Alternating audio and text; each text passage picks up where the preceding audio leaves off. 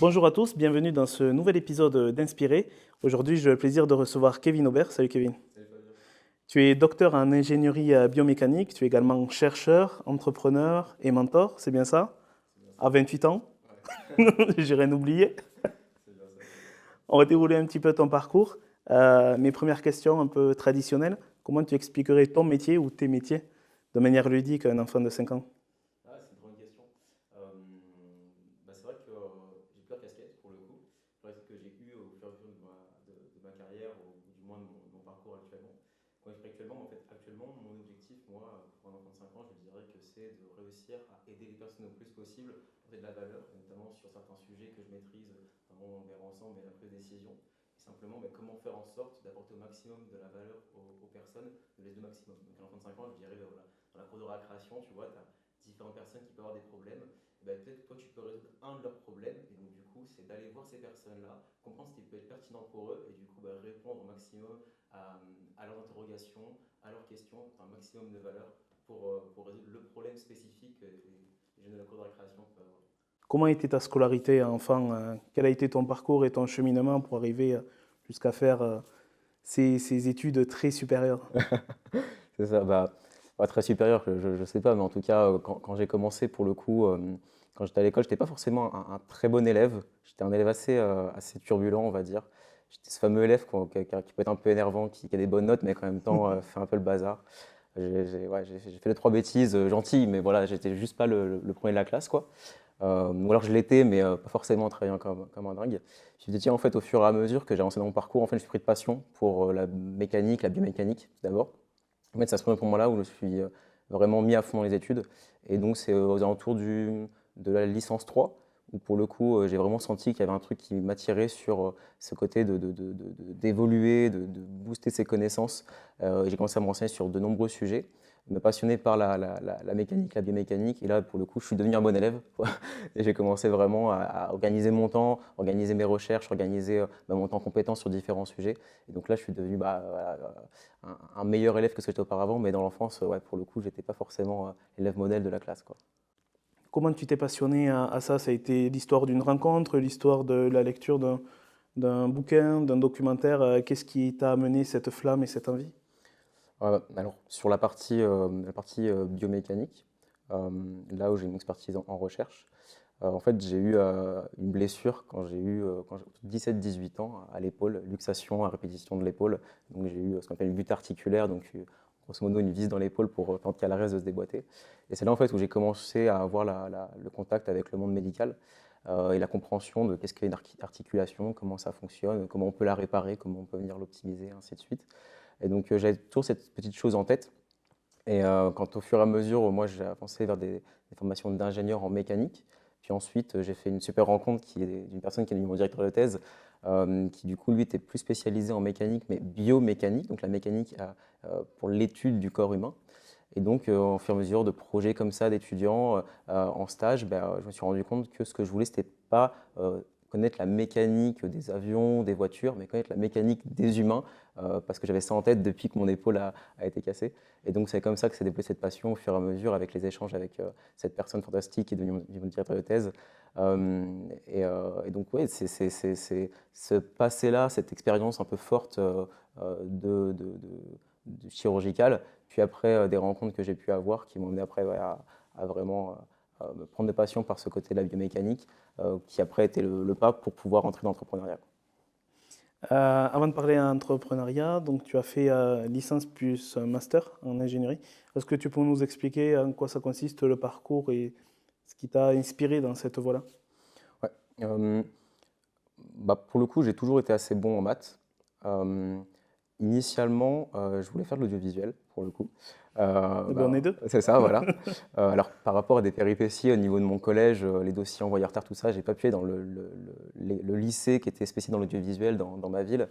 Et donc finalement, c'est quelque chose qui a un peu disparu au fur et à mesure, même si je l'avais toujours en tête. Donc, pour revenir sur le parcours vraiment d'ingénieur, pour le coup, il y a différentes branches en France pour pouvoir devenir ingénieur. Il y a les écoles d'ingénieurs qui sont reconnues principalement à l'échelle française. Et puis, il y a les universités qui eux aussi font des formations d'ingénieurs. Pour devenir ingénieur par une école d'ingénieurs, il faut faire une prépa. Et pour le coup, après, c'est une école d'ingénieur qui est en 3 ans. Prépa de 2 ans, puis ensuite une école d'ingénieur en 3 ans. Je viens d'une famille assez modeste où en fait il y avait très peu de connaissances sur le parcours pour pouvoir avancer en fait. Et dans ma famille, c'était sûr que l'école d'ingénieur coûtait très très cher et que c'était pas possible de financer une école d'ingénieur. Donc ce qui s'est passé, c'est que voilà, je me suis dit bah, comment est-ce que je peux avoir cette formation très proche des maths, de l'appliquer autrement qu'en allant en école d'ingénieur. Au fur et à mesure, après, j'ai appris finalement, école d'ingénieur, on pouvait y aller, il y en avait qui étaient gratuites. Mais voilà, donc j'ai eu des rencontres en fait qui ont fait que j'ai connu un certain parcours qui s'appelle le cursus master en ingénierie. Donc c'est dès la licence, on s'engage à aller jusqu'au master pour l'ingénierie. C'était quelque chose qui était en développement par certaines universités en France pour venir concurrencer les écoles d'ingénieurs en quelque sorte. Et donc j'ai vu ça, je me dis bah, c'est super, c'est pas une prépa, ça va pas aboutir à une école d'ingénieur, c'est l'université qui est publique. Ça va me rapprocher aussi des laboratoires de recherche où j'ai toujours en tête cette partie de, voilà, de pas forcément me mettre dans un salariat un jour, mais toujours d'évoluer, de croître en connaissances. Et la recherche, je me disais, bah, si jamais je dois me poser quelque part un jour dans un emploi, ça sera de la recherche parce que bah, là, j'ai cette soif en fait de connaissances. Donc j'ai commencé donc ce parcours-là de cursus master en ingénierie. Donc on s'engage dès la licence à aller jusqu'au master. Et qu'est-ce qui se passe? Ben, en licence, en fait, c'est assez généraliste. On voit différents sujets et tous les semestres, on vient choisir des spécialités pour venir converger vers ce qui nous plaît le plus. Je trouve que c'est un schéma qui est super. À la place de dès le bac venir se dire OK, je veux être spécialisé sur la chimie moléculaire, un truc Mm. très précis. Voilà, au fur et à mesure, on évolue. Et donc voilà, j'ai fait de la chimie, j'ai fait des maths, vraiment des maths appliquées, de l'ingénierie, de l'informatique. Petit à petit, je suis venu converger vers la mécanique. Je trouve super ça pour le coup sur ce parcours de licence. Petit à petit, on se spécialise jusqu'à arriver au master, où là au master pour le coup, notre parcours se forme autour d'un tronc commun avec des stages et des projets. Et là, c'est là où, pour le coup, bah, j'ai commencé à faire des projets et des stages en biomécanique. Et c'est là où la vague de la biomécanique m'a pris et m'a amené jusqu'à cette phase de ma vie où maintenant je suis devenu entrepreneur, quoi. Tu as parlé de la rencontre avec quelqu'un qui fut ton directeur de thèse. Tu peux Mm. nous en parler un petit peu, cette alchimie qui s'est créée entre vous? Ouais, c'est une très bonne rencontre en fait. C'est une personne qui était mon enseignant quand j'étais, je pense, en licence 3 ou peut-être même avant, je crois que j'ai dû l'avoir en cours un petit peu plus tôt. Un prof voilà, qui était un peu comme les autres, mais il se démarquait un petit peu quand même sur sa pédagogie. Et voilà, pour moi, c'était un prof comme les autres, quoi. Petit à petit, en fait, au fur et à mesure que je l'ai eu en cours et qu'il proposait des projets, je me suis dit, mais c'est marrant, ce qu'il propose me semble vraiment en phase avec des choses qui m'intéressent du coup l'application de la mécanique au corps humain. Et bah, en fait, au fur et à mesure qu'on a échangé, en fait, il y avait vraiment ouais, quelque chose qui s'est fait, quoi. On vraiment était en phase sur différents sujets. Et donc c'est comme ça bah, que cette rencontre a été bah, super pertinente. Alors, rencontre, finalement, c'est une rencontre pas sur un moment, c'est vraiment au fur et à mesure, quoi, d'un prof qui devient directeur de thèse, qui devient après un associé. Mais en tout cas, ça s'est fait au fur et à mesure et juste bah, le fait que progressivement, en échangeant, il y avait vraiment quelque chose qui faisait que cette personne m'inspirait et en même temps avec des connaissances et des compétences qui étaient des connaissances que je voulais acquérir et aussi un côté humain qui est fantastique chez cette personne qui est Arnaud Germano et que je rends hommage aujourd'hui, qui est une personne qui est vraiment fantastique, ouais. Donc tu as été doctorant, enfin tu es doctorant. Après, tu as travaillé au CNRS, c'est bien ça? Comment se fait la bascule après ta thèse? Ouais. Alors du coup, j'étais doctorant pendant 3 ans. Donc doctorant, c'est le moment où on prépare son doctorat. Ensuite, après, j'ai eu mon doctorat du coup en ingénierie biomécanique. Et après ça, donc le doctorat s'est fait dans un laboratoire du CNRS qui s'appelle l'Institut Péprime, qui est à Poitiers, qui est un des plus grands laboratoires d'ingénierie du CNRS en France. Et donc en fait, bah, voilà, ils ont souhaité continuer le contrat. Donc je suis resté en tant qu'ingénieur de recherche au CNRS, contrat qui devait durer pendant 6 mois, je crois. Et finalement, l'entreprise qui finançait mon doctorat était aussi intéressée par mon profil pour le coup. Donc ils m'ont appelé et en accord avec tout le monde, ils m'ont débauché du CNRS. Donc j'ai démissionné du CNRS pour aller dans cette entreprise-là qui finançait mon doctorat pour un contrat de 6 mois où l'idée de ce contrat-là, c'est aussi de préparer la startup qui était derrière. Cette entreprise était après partenaire de la startup et toujours partenaire de la startup. Et donc l'idée, c'était, bah, voilà, en étant avec eux, non seulement de monter en compétence sur les aspects qui étaient nécessaires pour la startup d'un point de vue technique, et en même temps bah, de pouvoir tout simplement continuer ce partenariat que j'ai eu avec eux pendant le doctorat. Justement, cette start-up, tu as eu très vite l'envie d'entreprendre. Ouais. Tu peux nous en parler un petit peu, comment ça s'est construit? L'entrepreneuriat, c'est un truc que j'ai en tête depuis, je pense toujours. Honnêtement, petit, je réfléchissais à comment faire du troc ou des échanges à la cour de récréation. C'est le début de l'entrepreneuriat sur comment simplement ce processus d'échange de valeurs contre une autre valeur, argent ou autre chose, et ce côté de fédérer des équipes et de fédérer des compétences et le fait d'être capable d'être un peu un chef d'orchestre avec différentes ressources humaines, matérielles ou financières, et de venir rassembler tout ça et voilà, être ce chef d'orchestre qui avance. C'est comme ça que je vois l'entrepreneuriat. Et en fait, j'ai eu ça vraiment tout le temps, quoi. Avec les copains, quand je voulais construire un groupe de musique, bah, finalement, c'était ça aussi. C'était le fait de rassembler un guitariste, un bassiste et un batteur. Et puis, voilà, on fait un truc, on rassemble nos compétences vers un projet commun et une vision commune. Bah, en fait, c'est l'entrepreneuriat aussi, quoi. Mhm. Donc, c'est quelque chose qui vient depuis très longtemps. Et après, bah, plus concrètement, en fait, pendant le doctorat, le doctorat dure 3 ans. Et je pense qu'au bout de un an et demi, en fait, on a commencé à échanger, lecteur de thèse, de comment on pourrait essayer de valoriser ce qu'on fait vers une entreprise par la suite. D'abord des échanges, petit à petit on s'est rapproché de la Technopole de Poitiers, donc un incubateur d'entreprise qui aide les projets comme ça à se monter, voir comment est-ce qu'on pouvait articuler ça, à quoi il fallait réfléchir. Moi je me suis dit bah, c'est super, c'est le meilleur moyen pour en fait venir monter en compétence, c'est à côté d'un incubateur qui a du coup ces connaissances-là et qui les dispense, qui fait des formations, qui fait des accompagnements d'entrepreneurs. Je me dis bah, c'est super, cette idée-là est top. Non seulement je prends mon doctorat et puis en même temps les compétences de mon doctorat, puis je les amène vers l'entrepreneuriat que j'ai toujours eu en tête, ce qui fait que ça fait de l'alchimie parfaite qui me correspond, quoi. Donc comment c'est venu? C'était assez progressif en fait. Non seulement c'est vrai qu'il y avait un vrai besoin d'un point de vue des chirurgiens par rapport à ce qu'on pouvait développer dans le doctorat. Donc qui dit besoin dit demande et dit qu'on peut être pertinent.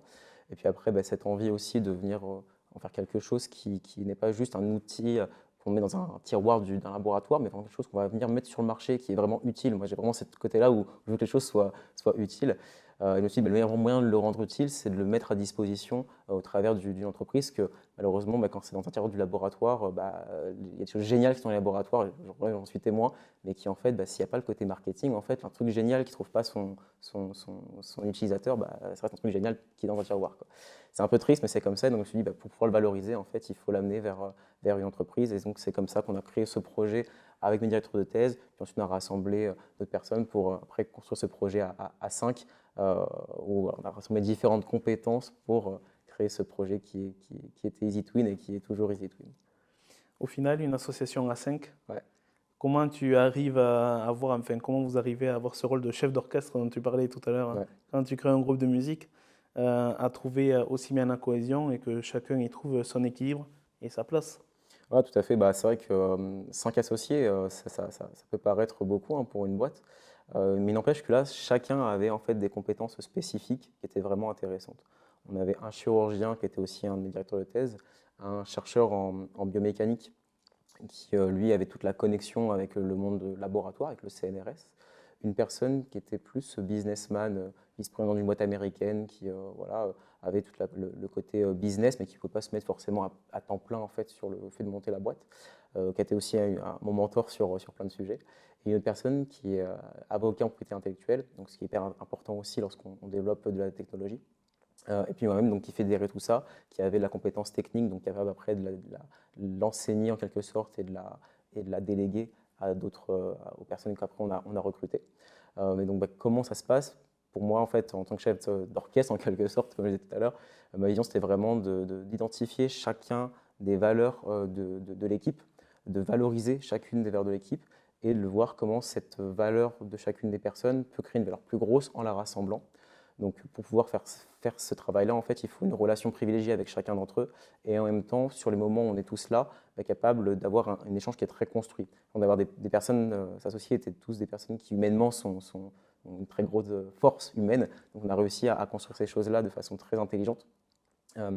Et donc, ouais, pour répondre à cette question, c'est vraiment réussir à faire en sorte qu'il y ait une vraie alchimie qui se mette en place et ce groupe de musique, ce groupe de compétences qui se rassemblent vers une vision commune. Donc voilà, ça s'accordait tous sur où est-ce qu'on veut aller, sur les grandes décisions un peu stratégiques. Alors, grandes décisions, dans une startup, c'est pas si grand que ça, mais voilà, juste les axes qu'on veut, s'accorder dessus, comment chacun peut venir y contribuer, et en fait que chacun trouve sa place et respecte la place de l'autre aussi dans l'associé, dans le groupe d'associés. Donc, tu as goûté à l'entrepreneuriat. Par rapport à ce que tu es venu y chercher, avec un retour d'expérience, qu'est-ce que tu y as trouvé et qu'est-ce qui a été différent par rapport au plan idéal peut-être que tu te faisais? Qu'est-ce que dans l'entrepreneuriat? Euh, j'ai trouvé, euh, j'ai trouvé une liberté. Bon, je pense que c'est ce qui motive beaucoup d'entrepreneurs, hein, mais une vraie liberté en fait de ce qu'on peut faire, de comment est-ce qu'on s'organise. Alors même si il n'empêche que cette liberté, alors moi mon objectif c'est d'avoir une liberté temporelle, décisionnelle, financière euh, et organisationnelle aussi. Et c'est converger vers ça, c'est ça que j'ai trouvé. C'est comment est-ce qu'en fait ce projet-là peut venir faire converger vers cet aspect de liberté. L'autre chose que je trouve dans l'entrepreneuriat, c'est euh, de comprendre cette notion de rassembler des compétences, rassembler des ressources pour pouvoir aller vers un projet commun. Où en fait, seul, on ne peut pas construire grand-chose. Par contre, quand on vient rassembler et identifier les points chez chacun qui sont pertinents pour les rassembler et aller vers un projet, c'est ça vraiment que j'ai adoré, quoi. Ce côté être capable d'identifier la valeur de chacun, identifier potentiellement aussi les points un peu plus améliorés, on va dire, chez chacun, et venir faire grandir chacune des personnes, mais tout ça rassemblé dans un projet, dans une direction commune, quoi. C'est ça vraiment qui, pour moi, j'adore dans l'entrepreneuriat, quoi. Qu'est-ce que tu aurais aimé savoir, que l'on te dise, avant de démarrer et que tu t'es aperçu au fil du temps? C'est une très bonne question. Je, Merci. je crois, je crois que j'aurais pas forcément aimé savoir grand-chose parce que je trouve qu'on apprend beaucoup plus en le vivant par soi-même. Donc je sais pas si j'aurais aimé en fait qu'on me dise attention à ça, attention à ça. Moi j'ai bien aimé en fait le vivre au fur et à mesure. Euh, Peut-être la partie administrative où en fait on se rend pas forcément compte à quel point il y a des casses administratifs. Moi je suis quelqu'un qui est très logique et il y a des trucs qui sont complètement illogiques dans l'administration. D'autant plus quand on cherche à faire financer de l'innovation. Nous, on était une startup deep tech, labellisée deep tech par la BPI. Donc il y a toute cette notion de faire des dossiers pour être labellisé, mais aussi après faire des demandes de crédit impôt recherche ou ces choses-là. Et en fait, tout pourrait très bien se passer. Il y a plein de points illogiques où il y a des pertes, pour moi, de temps en fait, qui sont là, et avec des interlocuteurs qui en fait, sont pas forcément capables de répondre aux questions. Et c'est juste cet aspect-là où, pour le coup, j'aurais peut-être aimé être plus au courant pour mieux me préparer à me dire oui, en fait, c'est normal que ce soit illogique. Parce que pour moi, comme tout service en fait, qu'on peut avoir, actuellement, la loi du marché fait qu'un service qui est un peu bancal, finalement, il vient à soit s'améliorer, soit disparaître.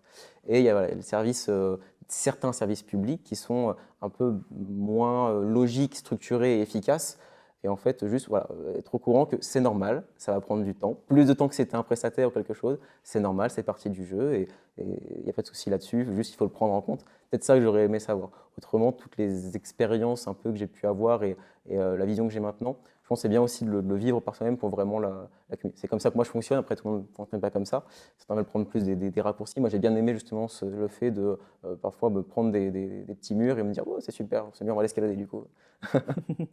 Le côté administratif, j'en souris parce que pour l'anecdote, quand j'ai démarré cette activité il y a 12 ans maintenant, on avait démarré par la prise de vue par drone. Et il fallait que l'on explique à nos clients que pour faire voler une machine pendant 5 minutes pour faire une photo, on avait 4 à 6 heures de démarche administrative, puisqu'à l'époque, c'était une réglementation qui venait de naître en 2012 et qui s'est bien allégée depuis, fort heureusement. Mais c'est vrai que acculturer les clients en leur disant ben, les trois quarts du prix que tu vas payer, c'est uniquement pour remplir des papiers pour être carré, ça prend du temps. Ouais, c'est sûr, c'est sûr. Et on n'y pense pas. On n'y Non, pense pas hein, que ce temps-là, est vraiment un temps qui est obligé de facturer, quoi. Donc, ouais, tout je à fait. comprends complètement. Donc justement, tu as été accepté, enfin la société a été acceptée dans un écosystème, dans un incubateur. C'est vrai que ça, pour l'avoir vécu également, c'est une force indéniable. Ouais, c'est clair. Ouais, c'est clair, on a eu cette chance d'être accompagné par la Technopole de Grand Poitiers, qui maintenant s'appelle Néologie. Et comme tu dis, c'est une chose incroyable parce qu'en fait, c'est vraiment un écosystème où il y a un rassemblement d'entrepreneurs, de personnes qui ont la même vision des choses. Entrepreneur, c'est une espèce à part, je crois. Et, voilà, et ça rassemble ces personnes-là qui ont une façon de voir les choses qui est différente. Et en même temps, ça rassemble un accompagnement personnalisé et des formations qui sont présentes pour pouvoir venir faire monter en compétence les dirigeants. Et ça, c'est vraiment une chance énorme. C'est pas forcément évident d'y rentrer, mais une fois qu'on y est et qu'on a montré que le projet est pertinent et viable, on a accès vraiment à beaucoup de valeurs et beaucoup d'aide de la part de ces écosystèmes. Ouais. Oui, et puis tu as sûrement aussi ce côté isolement du dirigeant que tu casses un peu en Tout à ayant fait. d'autres chefs d'entreprise avec qui tu peux partager, même autour d'un café rapidement. Ouais. Ouais, c'est marrant que tu parles de ce côté isolement. C'est un des points notamment que j'ai appris avec l'entrepreneuriat. Mais en fait, je l'avais appris auparavant avec le doctorat. En fait, le doctorat, par essence, en fait, on est plus ou moins le seul au monde à faire ça. C'est pour ça que la thèse existe. C'est la recherche, on fait avancer la connaissance. Et donc, en fait, on est plus ou moins le seul au monde à maîtriser ce tout petit bout de connaissance-là et d'essayer de le faire avancer. Et en fait, il y a beaucoup de solitude et de frustration qui arrivent là-dedans parce qu'on ne peut pas avoir bonjour ChatGPT, quelle est la bonne réponse. Alors, moi, il n'y avait pas de ChatGPT à l'époque où j'ai fait ma thèse et où je l'ai rédigée, hein. Mais voilà, on ne peut pas avoir Google, salut, voilà, est-ce que ça c'est vrai, est-ce que c'est faux? Non, parce qu'en fait, personne ne sait, parce que c'est toi qui fais avancer la science. Donc, il y a une grosse solitude qui existe sur cette partie doctorat. Même avec les directeurs de thèse, ils sont là au mieux, mais il n'empêche qu'on ne les a pas à côté de nous au quotidien. Donc, en fait, on est très seul en fait, dans sa recherche en doctorat. Et c'est ce que j'ai pu retrouver dans l'entrepreneuriat. Donc, j'étais assez prêt à ça. Mais c'est vrai que c'est une vraie souffrance en fait, pour les entrepreneurs, de ce côté isolement de l'entrepreneur. Je pense qu'on n'en parle pas forcément assez, parce que pour le coup, c'est quelque chose qui au quotidien est là. Et même quand on est dans un écosystème comme ça, on peut échanger avec l'entrepreneur, mais pas forcément sur les points spécifiques. Ils ne connaissent pas l'entreprise comme nous on la connaît. Et on devient vraiment expert d'un sujet, comme pour le doctorat, on est expert d'un sujet. Expert d'un sujet qui est son entreprise. Et des fois, il y a ce côté, mais je ne peux pas en parler à ma famille parce qu'ils ne comprennent pas, je ne peux pas en parler à mes amis, ils ne comprennent pas. Parler forcément aux entrepreneurs, ils comprennent mieux, mais ils n'ont pas tous les enjeux. Et c'est vrai que ce côté isolement de l'entrepreneur est vraiment quelque chose qui est présent et qu'il faut avoir conscience. Ouais. Et qui est brisé grâce aux écosystèmes, quoi. Complètement. Qui est du moins atténué par les écosystèmes. Et ça, c'est vraiment génial, quoi, d'avoir ces espaces où on peut échanger avec l'entrepreneur, un petit café, c'est quoi ton souci en ce moment? Ah ouais, je pense à ça. Et voilà, le fait d'en parler, ça permet de venir avoir un autre point de vue, puis de l'expliquer fait aussi qu'on prend du recul dessus. C'est pas comme quand on l'a juste en tête, on met des mots dessus. Et donc, c'est juste, l'écosystème comme ça sur le côté start-up et entrepreneuriat, c'est une vraie valeur. Ouais. Et tu te rends compte avec l'expérience que, quelle que soit ton activité, quelle que soit ton entreprise, on passe tous par les mêmes étapes. Ouais, c'est ça, Quelles c'est que ça, c'est ça, soient c'est ça, c'est ça. On a tous les mêmes les mêmes galères, galères. ouais, c'est ça. Quand tu parles à quelqu'un, il dit ah, ben, il m'est arrivé ça il y a 3 ans, tu essayes ça. Et c'est simple. Ouais, bon. Ouais, c'est clair. Ouais, c'est génial, c'est que du coup, ça fait des retours d'expérience. Ouais, Enfin, c'est très génial. puissant. À la place de nous-mêmes vivre l'expérience, on vient l'acquérir des autres, quoi. Donc, c'est la base des échanges humains, quoi.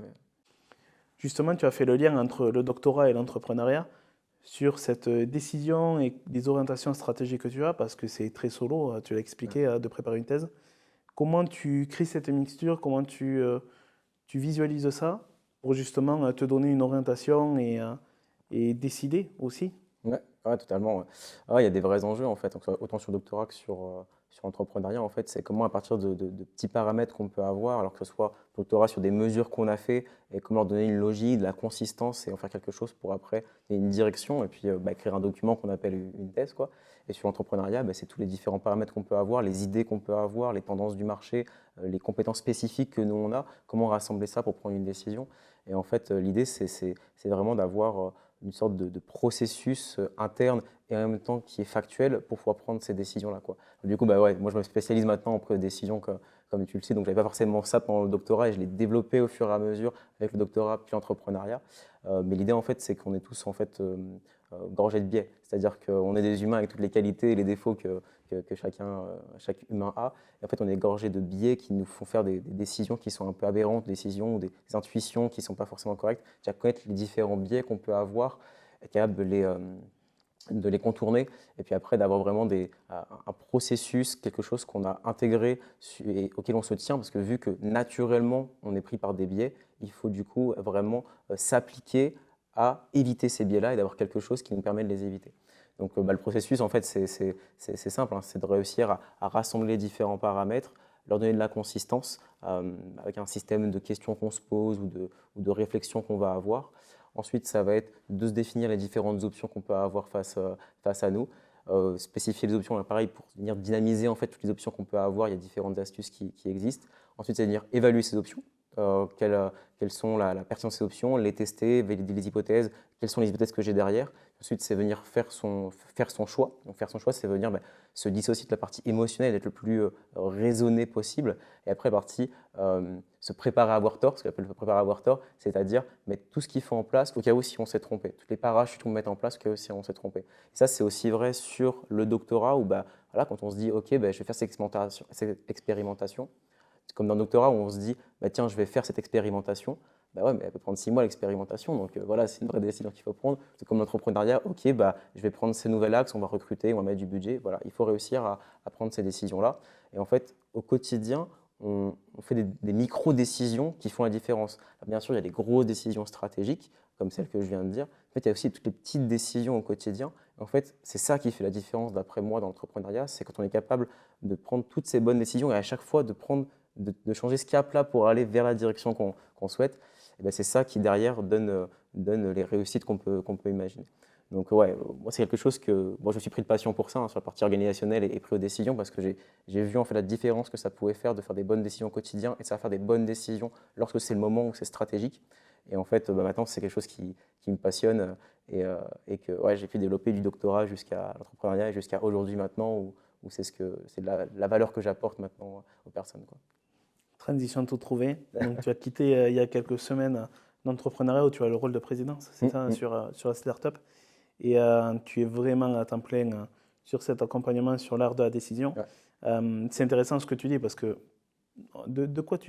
sur quoi tu t'appuies? Parce que c'est vrai qu'il y a tellement de choses en ce moment et de choses qui bougent, même les neurosciences, etc. Tu parlais des biais, j'imagine des biais cognitifs notamment, et on en apprend très régulièrement de plus en plus sur ce sujet-là. Sur quoi tu t'appuies justement pour parfaire Ouais. l'orientation? Moi, ce que je m'appuie, c'est déjà sur. Moi, j'ai fait toute une phase un peu de dev perso et en fait, les biais, c'est un peu une base de ça. Et donc, en fait, c'est quelque chose qui me passionne sur comment est-ce qu'on fonctionne vraiment, comment est-ce que.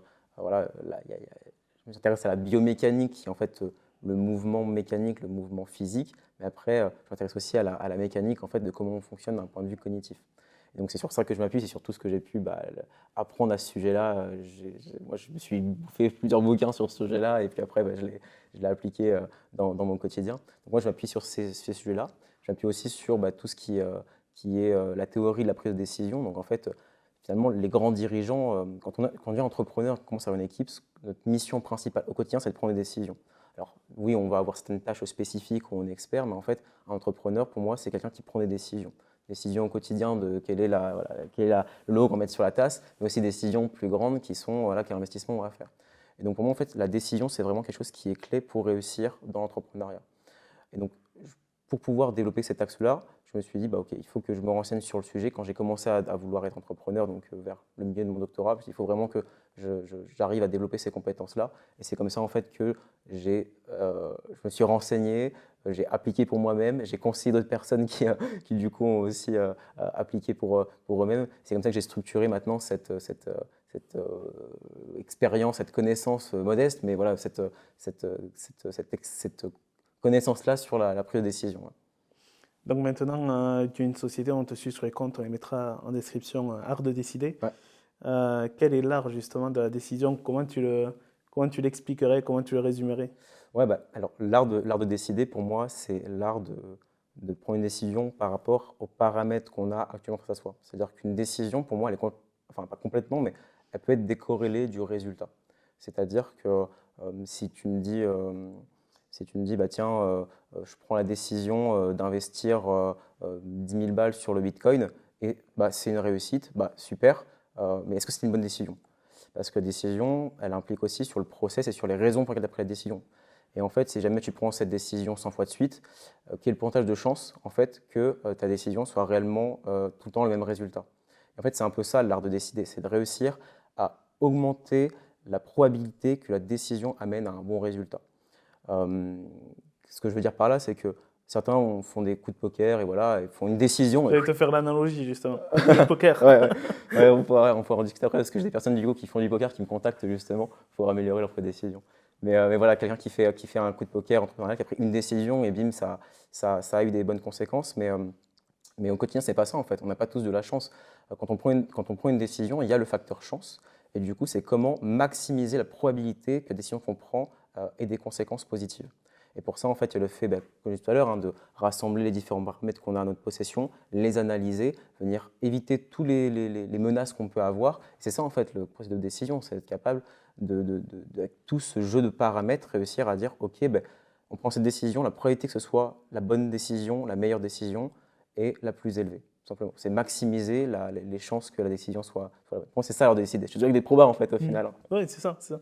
Et puis pour alléger peut-être la pensée des gens, j'ai une citation qu'on m'a sortie que je trouve assez pertinente, c'est que quel que soit le résultat, au moment où tu as pris la décision, parce que c'est toujours facile après coup, au moment où tu as pris la décision, c'était la meilleure décision que tu pouvais prendre avec les paramètres que tu avais à l'époque. Exactement, exactement. C'est Une aussi décision, c'est s'alléger de ça ouais. a posteriori. C'est ça parce que beaucoup de personnes prennent une décision, puis après on va dire, ah, mais non, mais si j'avais su, j'aurais dû faire ça. Oui, on peut refaire l'histoire. Avec des décisions, on peut tout refaire. Mais la décision, elle est prise avec des paramètres à un instant T. Et en fait, bah oui, en effet, peut-être que quand on voit des matchs de foot, on se dit, mais non, mais en fait, il aurait dû par là-bas. Bah oui, mais au moment où il a pris sa décision, c'était là, il a manié son jeu. Et puis voilà, pour marquer le but, c'était cette combinaison-là, quoi. Et bah là, c'est pareil, c'est au moment où on prend une décision, c'est à ce moment-là où c'est important. Et donc, ouais, il y a des bonnes et des mauvaises décisions sur le résultat, mais on peut faire en sorte de toujours prendre la bonne décision par rapport aux paramètres et par rapport à l'instant à laquelle on prend la décision. C'est intéressant de décorréler Ouais. justement les deux, comme tu le dis. Quels sont les paramètres que tu prends en compte justement? Est-ce que c'est de l'analytique? Est-ce que ça va même être de l'intuitif ou des signaux faibles ou... Ouais. Bah, ça dépend en fait de la décision aussi, hein. Pour moi, il y a deux grands types de décisions, si tu veux. Tu as déjà les décisions où il est grave de revenir en arrière. Donc, je sais pas, avoir un enfant, licencier un salarié, choses comme ça. Décisions où c'est pas très grave de revenir en arrière, la couleur du logo, je sais pas quel t-shirt tu mets aujourd'hui, ces choses-là. Donc, déjà, toutes les décisions où c'est pas très grave de revenir en arrière, souvent en fait, se torturer la tête à savoir qu'est-ce que je dois faire, ça prend plus de temps que réellement faire la décision et puis si ça marche pas, on recommence, on aura fait de l'expérience. Donc pour cette catégorie-là de décision où c'est pas grave de revenir en arrière, les paramètres à prendre, c'est beaucoup l'intuition. Et l'intuition, c'est quoi? Ça va être pour moi l'expérience qu'on a, c'est les livres qu'on a lus, c'est tout ça. Quand on lit un bouquin, en fait, on va assimiler les informations, c'est peut-être un peu dans l'inconscient. En fait, ce qu'on appelle l'intuition, en fait, c'est ce qu'on a alimenté avec nos expériences, avec ce qu'on a pu lire et ce sur quoi on s'est renseigné. Donc ça, voilà, c'est la partie vraiment presque 100% intuition, c'est quand c'est pas très grave de revenir en arrière. Là où ça devient grave de revenir en arrière, où ça peut avoir des conséquences à court et à long terme si jamais on prend une décision et qu'on s'est trompé et qu'il faut revenir en arrière, là pour le coup pour moi il faut se poser et en effet prendre les différents paramètres. Et là en fait ça va dépendre de la décision qu'on va prendre. Il faut faire entrer cette intuition, il faut faire entrer l'expérience, il faut faire entrer pour moi des experts, c'est-à-dire que si jamais on doit prendre une décision sur un point et on se dit mais enfin, pour moi si on doit prendre une décision sur un point, il faut se demander qui a déjà eu à prendre une décision sur un point similaire et pouvoir me faire retour sur son expérience. Donc nous, c'est ce qu'on fait en science, hein. Je dis ça parce que c'est ce que je faisais en science. On écrit les articles à seule fin que n'importe qui dans le monde puisse prendre cet article et se dire « Ah ben d'accord, ok, voici l'expérience qui a été faite, voici les connaissances qui ont été acquises, et donc du coup, je n'ai pas forcément besoin de le refaire, ou si je le refais, c'est de manière différente pour le valider. » Là, c'est le même principe, c'est quel pote je peux appeler qui a déjà vécu un peu la même chose, quel bureau dans l'écosystème, dans la technopole, je peux aller toquer pour pouvoir avoir quelqu'un qui a fait un peu la même chose. Pour moi, un expert, c'est quelqu'un qui a juste plus d'expertise que moi-même. Donc, c'est la première chose que je vais me demander, c'est dans les paramètres que je vais avoir, j'ai bien sûr mes paramètres propres qui sont liés à mon entreprise ou à des décisions que je veux prendre, puis après, il y a les paramètres qui sont un peu plus externes sur quel est l'expert, ce que j'appelle expert, c'est personne qui aurait déjà des retours à me faire sur ce sujet-là.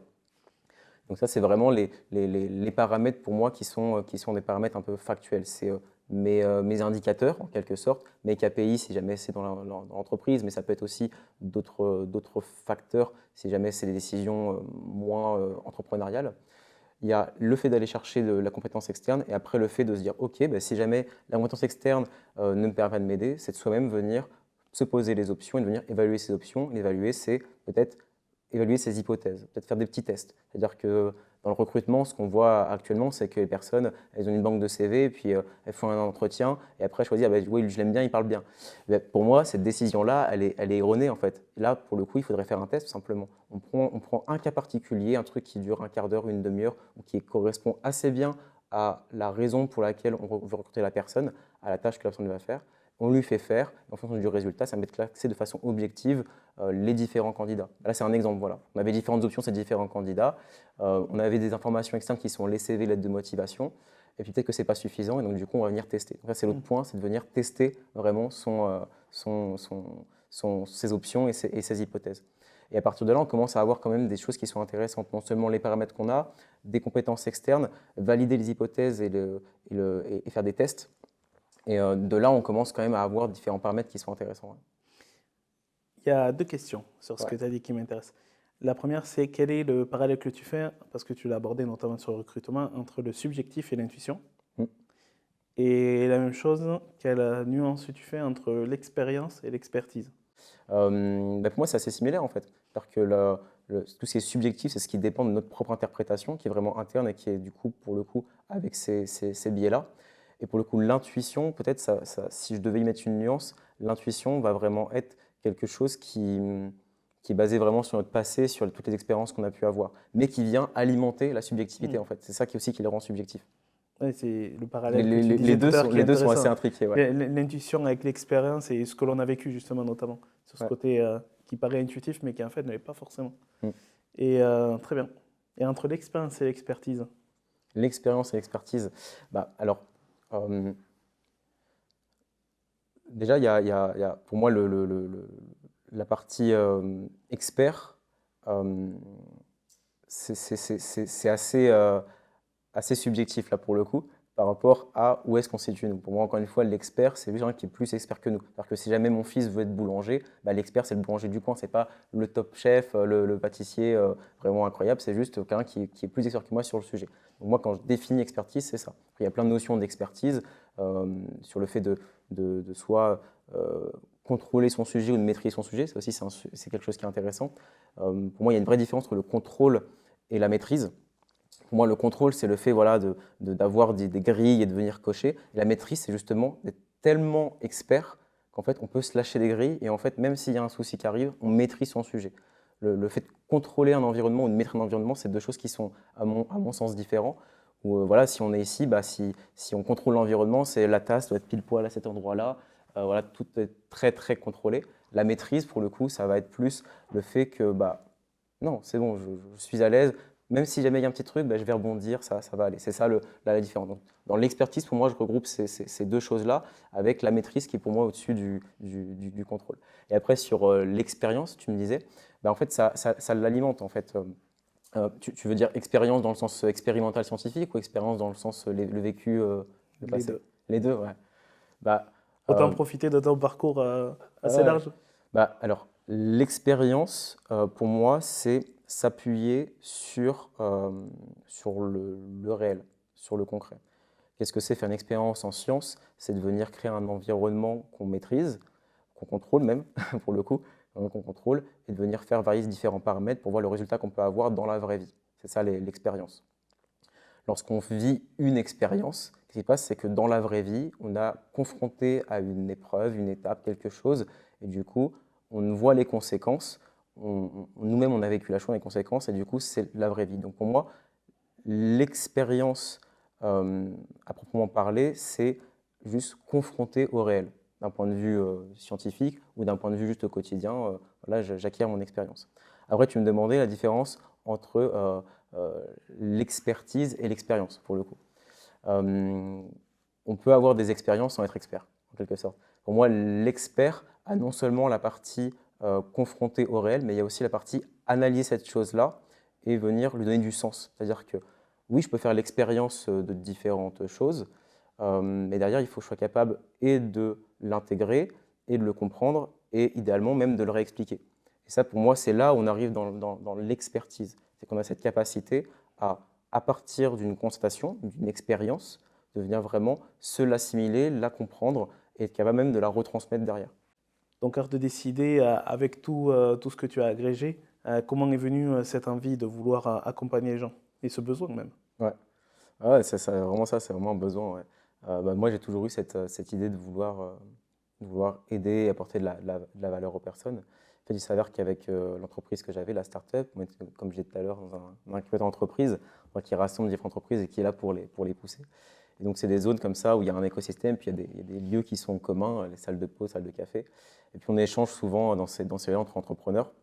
Il s'avérait que voilà, dans les échanges, c'est souvent qu'instinctivement, je venais donner des conseils par rapport à ce que j'avais acquis pendant mon doctorat et puis mon expérience d'entrepreneur.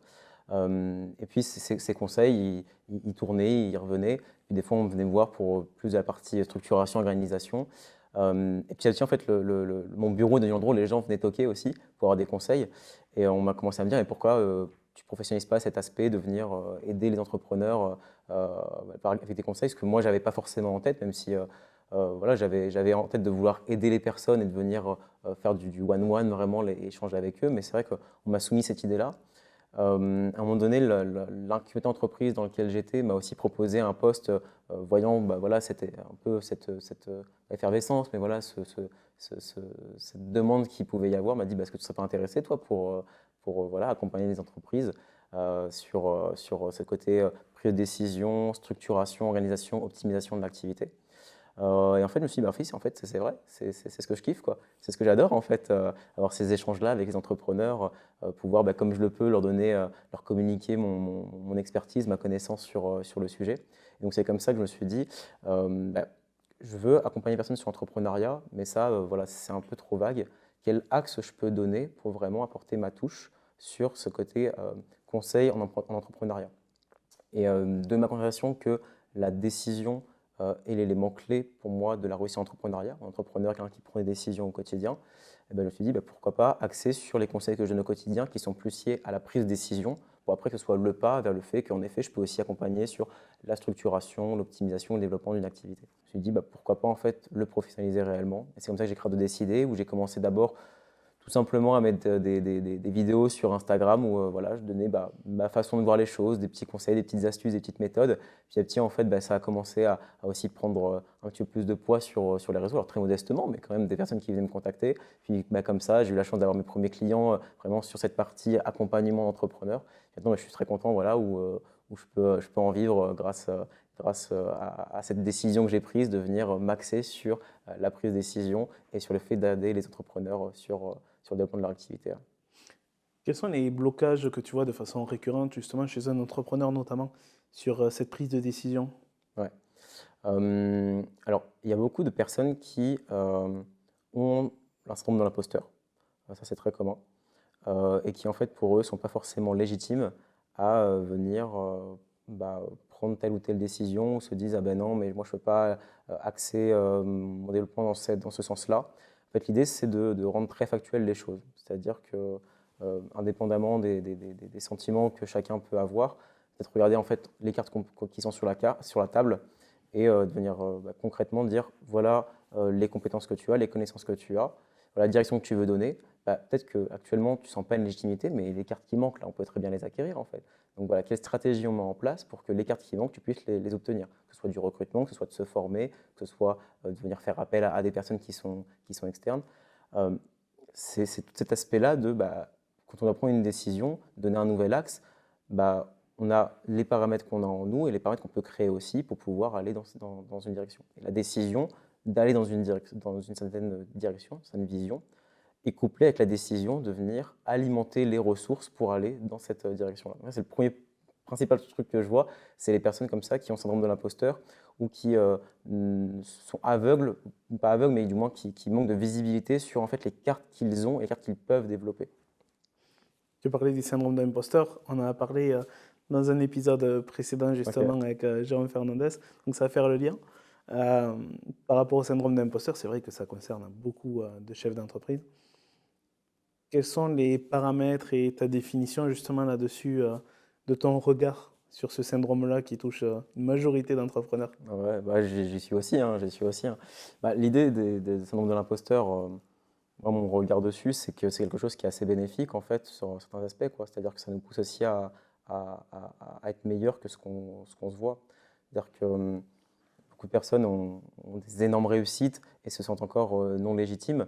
Et en fait, ce qui se passe, c'est que ça les pousse à aller plus loin. Donc c'est aussi quelque chose de positif et je pense que c'est quelque chose qui est en nous parce que ça a ce côté développement de l'espèce ou du moins développement de personne de qui on est. Donc moi, je le vois assez de façon positive. Et quand je le vois comme ça, je me dis, ok, si tu sens que tu n'es pas légitime à cette chose-là, mais comment tu pourrais devenir légitime? Dis-moi comment tu pourrais devenir légitime. Et donc en l'occurrence, voilà, je vois ces différentes cartes qu'il faut développer ou ces différentes compétences qu'il faut développer.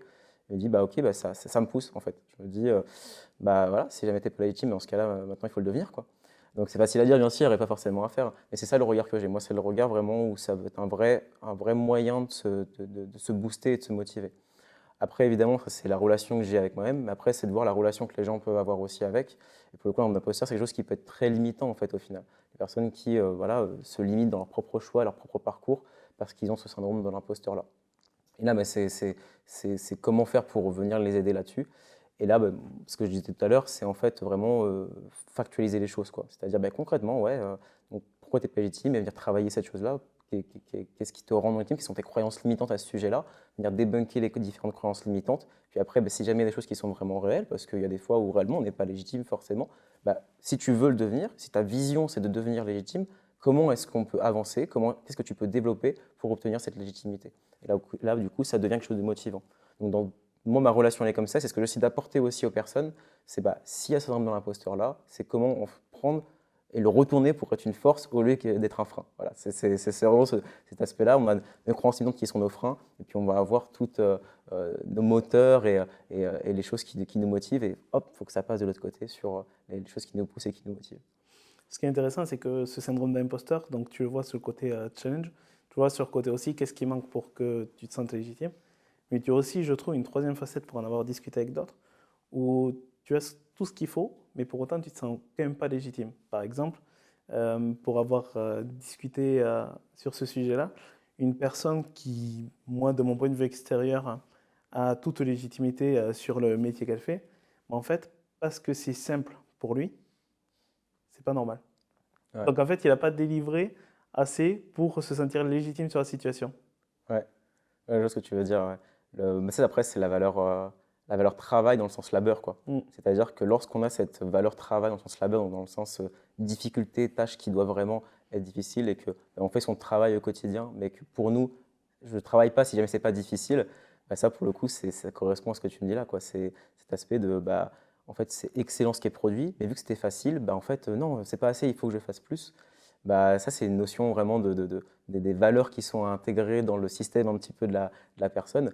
Et c'est quelque chose là aussi qu'il faut réussir à débunker, à, dé- euh, à déconstruire un petit peu, si c'est constructif de le déconstruire. Je ne sais pas si ça a du sens, enfin, tu vois Ouais. ce que je veux dire, mais c'est-à-dire que si ça devient vraiment une source de mal-être, en fait, de frein, mais aussi de mal-être, c'est intéressant de le construire. Si jamais c'est une source positive, comme je le disais avant, en fait, bah, ça ne sert à rien de venir enlever cette valeur travail qui est dans le sens labeur, quoi. Et alors, comment tu déconstruis une valeur comme ça, justement?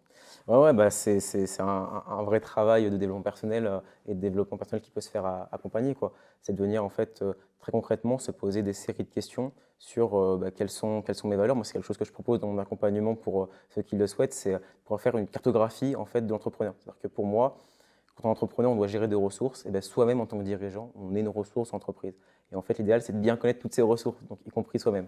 Donc moi, il y a une partie cartographie, on cartographie l'entreprise, bien sûr, mais aussi je propose de cartographier un peu l'entrepreneur et d'avoir une série de questions comme ça qui viennent gratter un petit peu les croyances limitantes, les valeurs, la vision à long terme, la vision plus court terme, mais qu'est-ce qui fait qu'on veut ça et vraiment de venir un peu souffler sur les braises de la motivation et puis un petit peu enlever tous les freins qui peuvent être présents. Et après, très concrètement, ce qui se passe sur ça, c'est déjà identifier ces valeurs et en être conscient. Là, on prend conscience, les rendre dans la partie consciente et pas juste dans la partie inconsciente.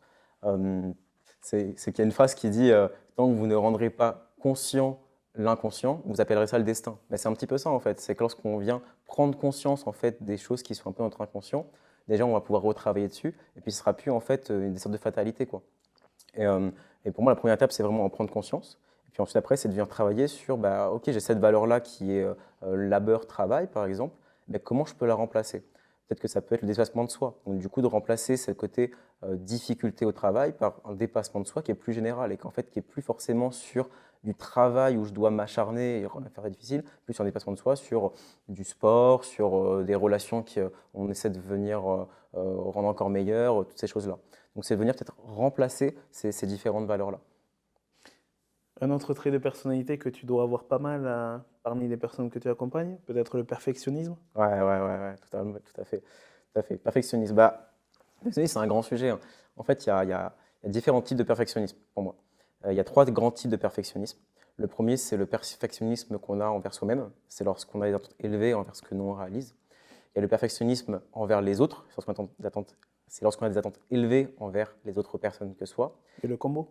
Le Et troisième? le- le- presque. Le troisième, c'est le perfectionnisme socialement imposé. C'est celui, en fait, où on se dit, les autres veulent de moi que je sois parfait. Donc, c'est même pas nous-mêmes, on vient juger. C'est pas on vient juger les autres, c'est l'environnement, la société veut de moi que je sois parfait. Et là, c'est ces trois types de perfectionnisme qui, bah, pareil, il faut réussir à prendre conscience de ces aspects-là et de venir réussir à lutter contre, si c'est pertinent de lutter contre. Et après, bah, le perfectionnisme, il peut être adaptatif ou négatif. C'est-à-dire qu'il y a un perfectionnisme qui peut être très très positif, quoi. C'est-à-dire que c'est bien de se pousser, c'est bien de venir parfois contrôler chacun des petits aspects, ça peut être très, très, très constructif de le faire. Mais après, il y a un perfectionnisme que je constate chez notamment certains clients que j'ai eus, qui est un perfectionnisme plus maladif, où en fait, voilà, le mail ne peut pas être envoyé s'il n'a pas été passé 4 ou 5 fois dans le correcteur d'orthographe alors que la personne ne fait jamais de faute. Le fait que chaque petit point doit vraiment être parfait, que voilà, l'image est un petit peu au pixel près sur la présentation, toutes ces choses-là, où là, bah, c'est un peu maladif en fait. C'est le fameux 80-20, quoi. Il faut réussir à trouver quand est-ce que on a fait suffisamment de travail pour que la valeur soit transmise et que ce soit pertinent, sans forcément avoir tous les petits détails qui font que c'est parfait. En fait, vaut mieux fait que parfait, en fait. Et pour le coup, vaut mieux voilà, délivrer quelque chose ou faire pour son entreprise quelque chose qui est imparfait, mais qui est fait, qui est efficace et qui a de la valeur, plutôt qu'en fait bah, venir compléter jusqu'au côté parfait, quoi. Et c'est là où ça rentre dans le maladif. Pour moi, le perfectionnisme est excellent jusqu'au 80, et puis après, les 20 d'après, c'est voilà, du perfectionnisme qui est pas pertinent, quoi, pour le coup. Mais bon, ça, c'est l'autre Pareto, et c'est très connu sur comment faire pour optimiser son travail au quotidien, quoi. Il y a d'autres traits de caractère que tu as identifiés justement? Alors, sur les clients que j'ai actuellement, moi, j'identifie que c'est des personnes qui sont très humains et très axés sur la capacité de faire de l'introspection, qui ont une vraie euh, sensibilité en quelque sorte. Je ne suis pas médecin, donc je n'irai pas dire hypersensibilité ou des choses comme ça, mais j'aimerais que les clients que j'accompagne, en fait, ont cette vraie démarche de comprendre que pour faire évoluer l'entreprise, il faut qu'ils évoluent eux-mêmes par les prises de décision, mais aussi par rapport à leur vision, sur leur moteur, leurs croyances limitantes. Et donc c'est pour ça que j'ai développé cet aspect-là aussi, parce que je me rends bien compte que les personnes prennent conscience que la prédécision est un vrai aspect, une vraie compétence à développer, comme on peut s'améliorer au rugby ou au golf ou quoi que ce soit, une vraie compétence à développer, ont ce trait aussi de se rendre compte qu'ils sont une ressource de leur entreprise, ou du moins c'est aussi ce que je leur apporte. Et c'est ça le trait que j'ai pu voir, c'est cette capacité à prendre du recul sur soi et chercher à s'améliorer en continu. C'est un vrai trait que j'ai pu remarquer. Et pour le coup, bah, quelqu'un qui est super confiant, quelqu'un qui est vraiment entrepreneur à succès, voilà. Moi, je me dis toujours, Steve Jobs, il ne se regarde pas dans la miroir le matin en disant des phrases positives, je suis quelqu'un de bien. Voilà. C'était inné. Et ces personnes-là, ce n'est pas les personnes que moi je retrouve dans mes accompagnements pour le coup. C'est des personnes qui sont, que moi j'adore hein, pour le coup, parce que c'est des gens qui sont très humains, très basés sur la compréhension de soi, la compréhension de, de, de, de l'interaction qu'ils ont avec les autres. Et ça, c'est un trait que j'ai remarqué, que j'apprécie beaucoup pour le coup et que j'espère pouvoir avoir toujours parce que la prédécision est importante pour tout le monde, mais si en plus c'est avec des personnes qui sont agréables, bah, c'est encore mieux.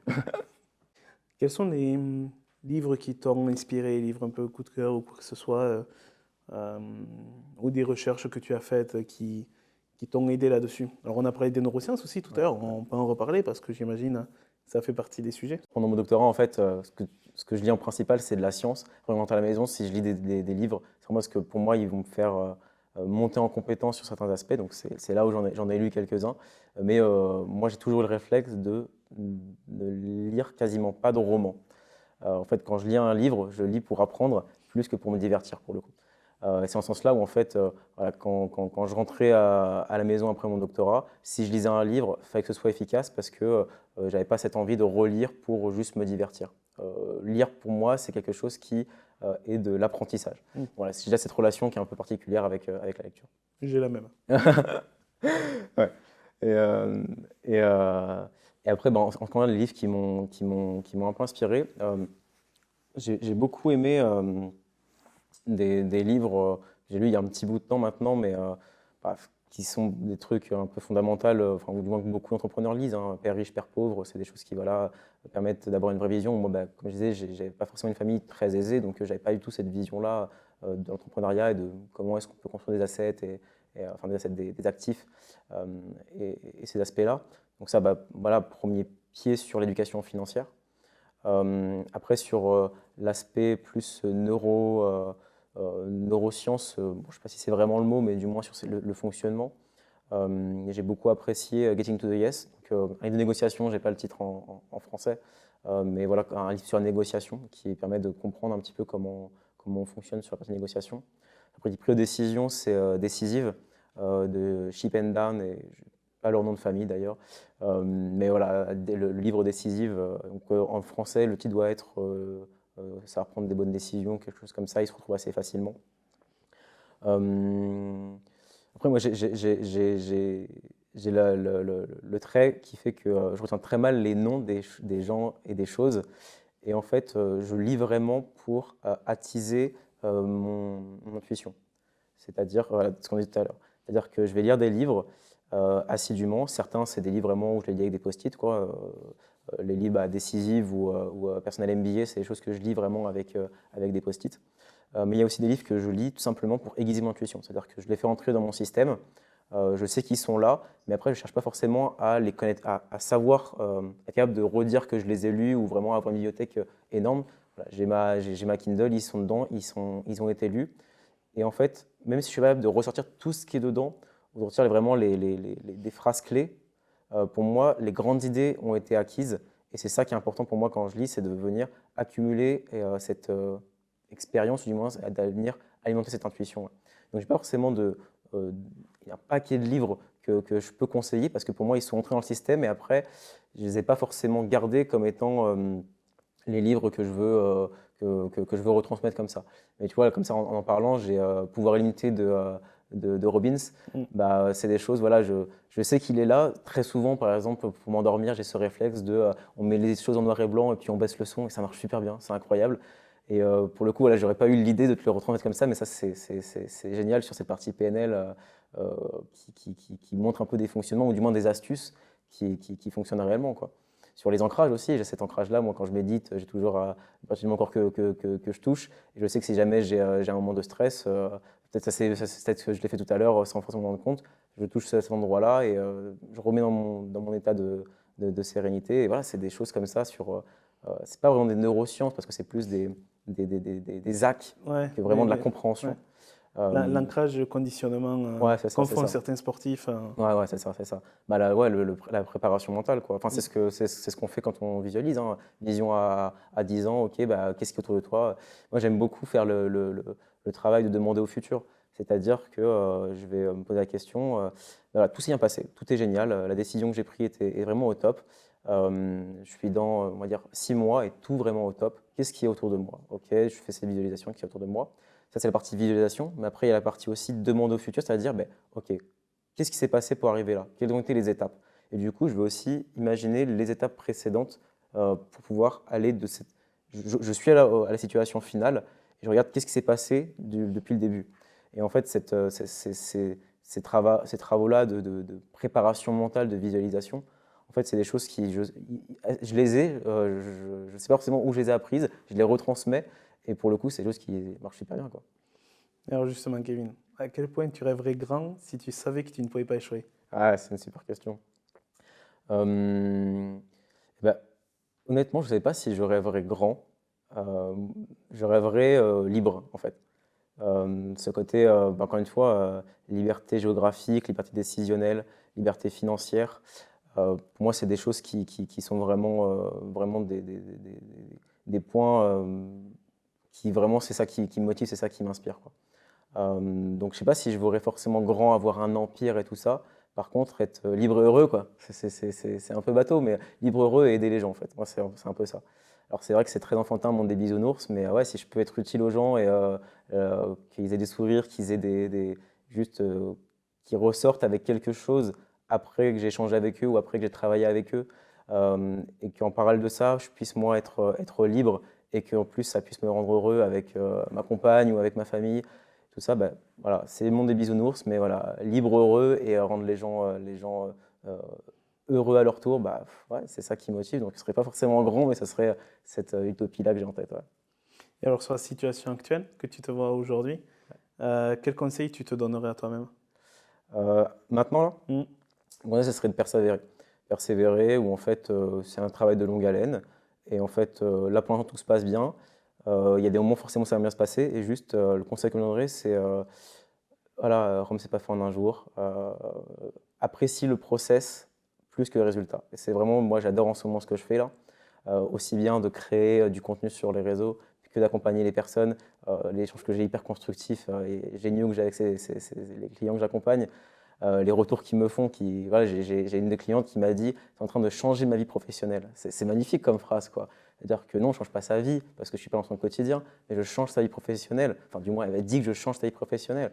C'est génial comme phrase, quoi. C'est le top. Donc, euh, le conseil que je donnerais, c'est apprécier le process plus que la vision du résultat. Et c'est ce qui se passe et c'est ce que j'essaie de conserver. Et quand on a cette chose-là en tête, je pense que ça permet de stimuler la persévérance. La persévérance et la résilience aussi. Ouais, ouais, tout à fait. La persévérance, c'est la résilience, tout à fait. Ouais, tout à fait.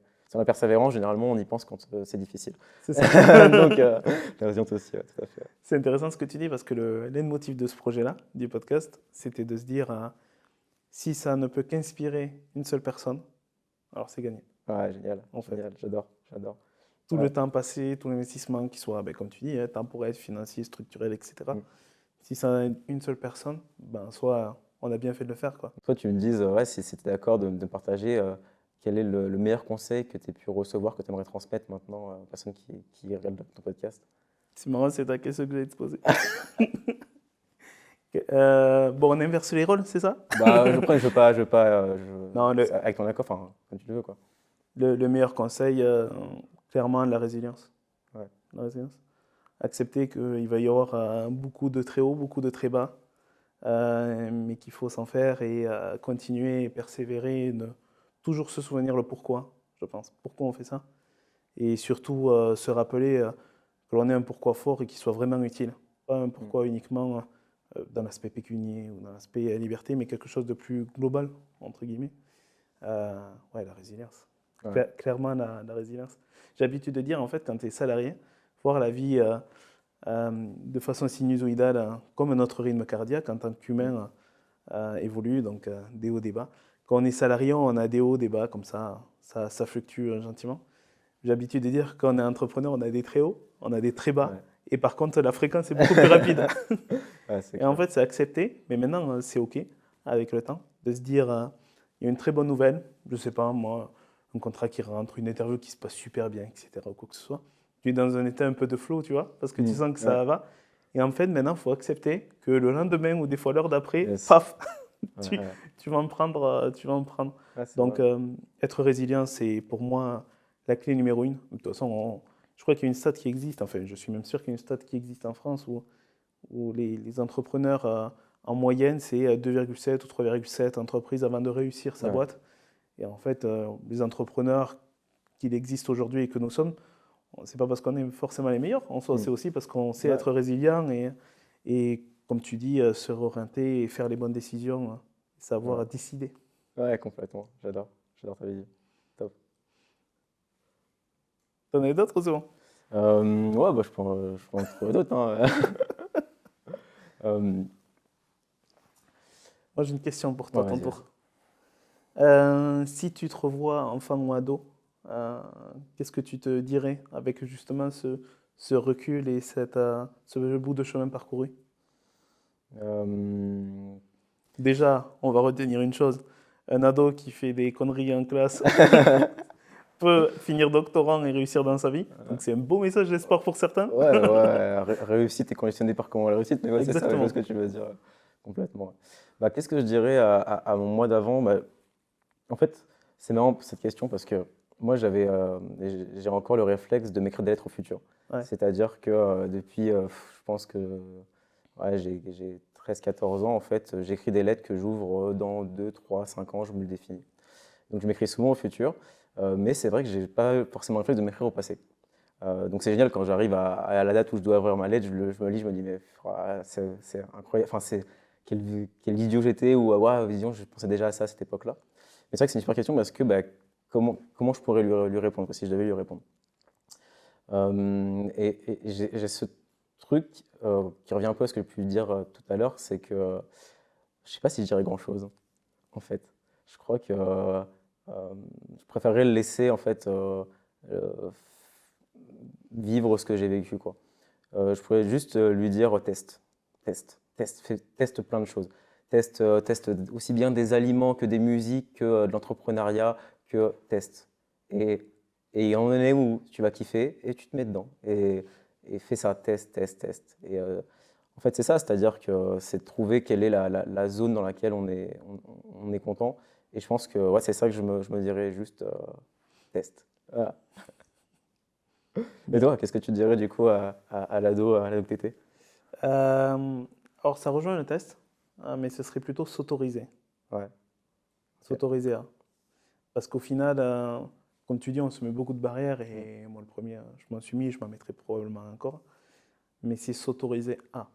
Euh, Tu vois, par exemple, sur ce podcast, ce qui est génial, c'est qu'au final, bah, j'ai fait ça naïvement, sans modèle économique derrière ou quoi que ce soit. Donc tu vas dire ça à un chef d'entreprise, il va se dire, il déconne.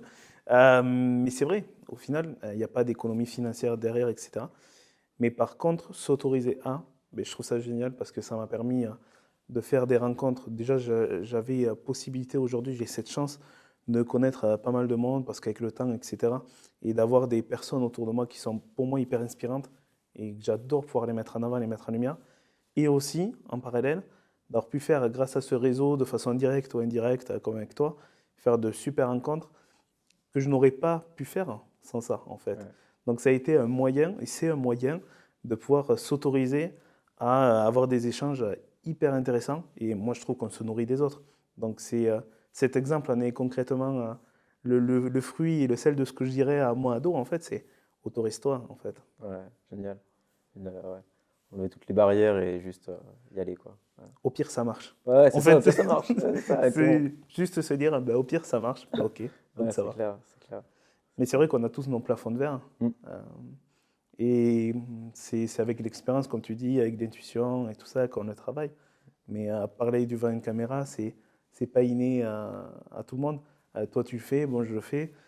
Mais certains, ils vont vraiment flipper la première fois. Et puis en fait, s'autoriser à essayer, à rentrer dans un process, dans une routine, etc., fait que ben, demain, tu vas le faire Ouais, c'est clair. de façon complètement limite autonome. Donc c'est ouais, se lâcher à grappe et s'autoriser à. Ouais, Plus que tester, tu vois. ouais, je vois très bien. Ouais, j'aime aussi beaucoup cette interprétation-là. J'adore. Ah, c'est marrant, tu disais le fait d'être devant la caméra et de se filmer, s'autoriser. Quand j'ai fait mes premiers réels, moi, sur Art de Décider, première fois que je faisais du fast cam où c'est moi qui me filme et ainsi de suite. C'est pas dans mes habitudes. Et en fait, je me suis dit, ok, les premiers réels, ils vont être mauvais. Je le sais, je l'ai fait quand même. C'est-à-dire que je me suis filmé, J'accepte. c'était mauvais, j'accepte, autorise-toi à publier ça. Voilà. Au pire, qu'est-ce qui se passe? Il y a un hater ou deux, je les connais pas. C'est comme si c'était genre Jean-Pierre du PMU qui arrive et qui me critique, bah, c'est un mec random sur les réseaux. Au pire, voilà. Et puis en fait, ça n'arrive pas, en fait. Ça Mm. arrive pas parce que les gens généralement sont bienveillants ou s'en foutent. Ouais. C'est ça. Et puis après, c'est quand on commence vraiment à avoir une grosse audience que là, on a des personnes qui prennent du plaisir à critiquer, mais en fait, c'est pas le cas. Donc en fait, voilà. Ouais. Et puis pour couper de ça, en fait, il y a deux choses sur lesquelles je rebondirais. Il y en a une qui est hyper importante, mais en fait, tu es jamais critiqué par meilleur que toi. Ouais, Et ça, c'est assez dingue. ouais, Tu es jamais ou ça booste. rarement Mm. critiqué par quelqu'un qui est meilleur que toi, soit dans un domaine ou dans la façon d'être ou quoi que ce soit. Au pire, il te donnera des conseils, mais il te critiquera jamais dans le sens t'es nul ou quoi que ce soit. Donc vraiment, ça c'est important, je pense. Ouais, j'adore. Ouais, ouais. Et sur les vidéos, en fait, nous, c'est vrai qu'on accompagne des clients, que ce soit sur le média training ou la prise de parole en public, ou parler devant la caméra, juste ça. Et c'est vrai que quand tu les vois au bout de 2-3 heures se débloquer complètement et réussir à passer des émotions à travers un œilleton grand comme Mm. ça, c'est juste génial parce que tu as réussi à débloquer certaines choses et c'est génial. Et moi, ce que je trouve top, justement, par rapport à ça, c'est de réussir à donner du plaisir dans une contrainte, initialement. C'est-à-dire que les gens ont peur de parler en public ou ont peur de parler devant une caméra parce qu'il y a tous ces a priori, etc. Et au bout de quelques temps, les voir non seulement s'en sortir, mais en plus prendre du plaisir. Et quand ils sortent de là, ils te disent bah, c'était top, bah, c'est juste C'est génial. magnifique, C'est trop bien. c'est génial, c'est clair, ça retourne la situation, c'est génial, ouais, c'est clair, j'adore. Quelle est la chose la plus inspirante que tu as apprise jusqu'à présent dans ta carrière? Euh, intéressant. Je pense que le fait d'avoir été chercheur pendant mon doctorat au CNRS, ça permet de se rendre compte à quel point, en fait, on sait rien. On sait rien du tout.